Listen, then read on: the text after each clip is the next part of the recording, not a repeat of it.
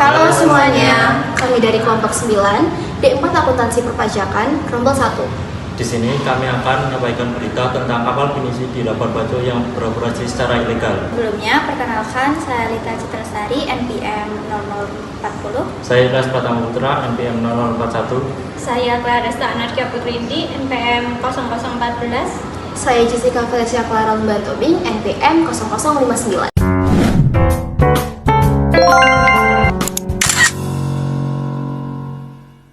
Berdasarkan pemberitaan pada tanggal 29 November 2025, terdapat berita bahwa ratusan kapal pinisi di Labuan Bajo beroperasi tanpa izin dari Dinas Perhubungan dan tidak membayar pajak akomodasi maupun pajak makan dan minum kepada Bapenda Manggarai Barat.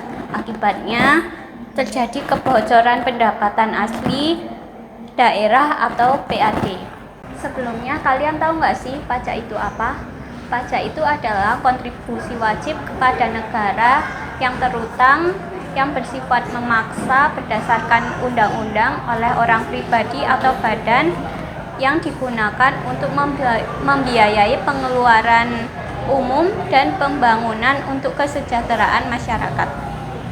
Pajak yang seharusnya dibayar oleh kapal wisata adalah pajak daerah. Pajak daerah ini yaitu pajak hotel atau akomodasi dan pajak restoran atau makan minum.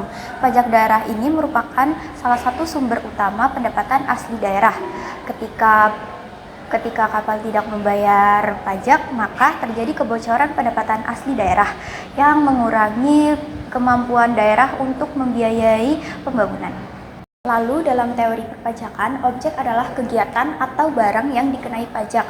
Dalam kasus ini, objek pajaknya adalah jasa akomodasi kapal wisata serta penyediaan makanan minuman.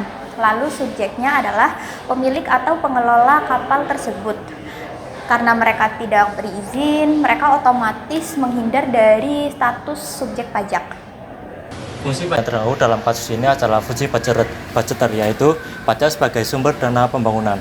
Selain itu, fungsi reluteren atau fungsi pengatur juga tidak berjalan dengan baik karena pelaku usaha tidak tertib dalam perizinan maupun perpajakan. Ketika pelaku usaha dengan sengaja tidak membayar pajak, hal ini disebut tax evasion atau penghindaran pajak secara ilegal. Dampaknya tidak hanya merugikan pemerintah daerah, tetapi juga menciptakan persaingan yang tidak sehat dengan pelaku usaha lain yang taat dalam membayar pajak. Dari kasus tersebut, kita dapat mengetahui pentingnya kepatuhan pajak dan pengawasan pemerintah daerah. Pajak yang dibayarkan oleh masyarakat, termasuk pelaku usaha seperti kapal pinisi, memiliki peran yang besar dalam mendukung pembangunan wilayah. Dari kasus ini juga, kita dapat mengetahui bahwa sistem perizinan dan pendataan wajib pajak perlu diperkuat, agar setiap pelaku usaha dapat terdaftar dengan benar dan dapat diawasi secara transparan. Lalu, dengan adanya penertiban dari pemerintah dan lembaga terkait, maka diharapkan ke depannya tidak ada lagi kasus kebocoran pendapatan asli daerah.